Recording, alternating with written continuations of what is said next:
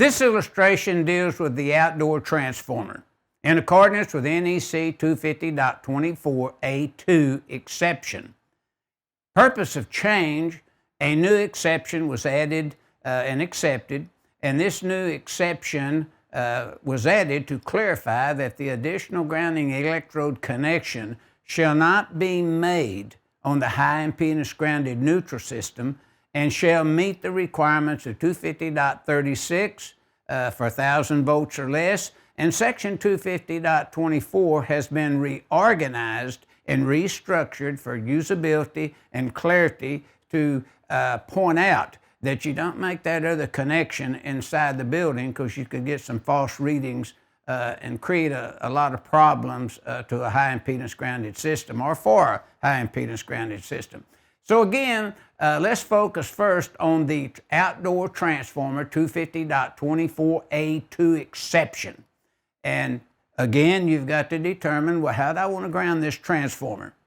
Do I want to ground it by 250.24B, as in boy, or do I want to ground it by 250.20D, as in dog, and 250.36?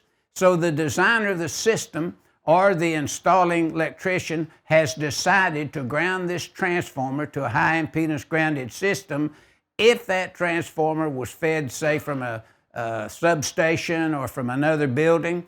But notice, this has been supplied by the utility, the primary side of that transformer. Now, if the customer owned it and owned the transformer, then they would do the grounding. If the utility owned it, then they would ground it according to the National Electrical Safety Code. So keep that in mind.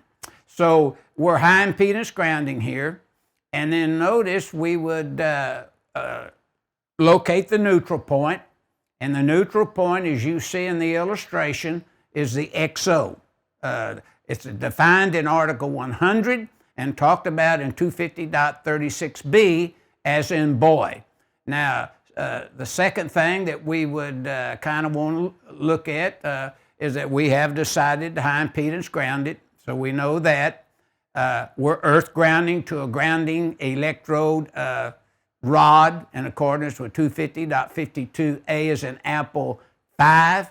And then inside the building, we're isolating. We're not connecting to the water pipe, structural steel, or anything that would be considered an electrode by 250.52. And notice we do have concrete encased electrode grounding, CEE by 250.52A3. The neutral is isolated. We've grounded out at the transformer through a high impedance grounded system, so we have complied with the rules and regulations of 250.24A2 exception.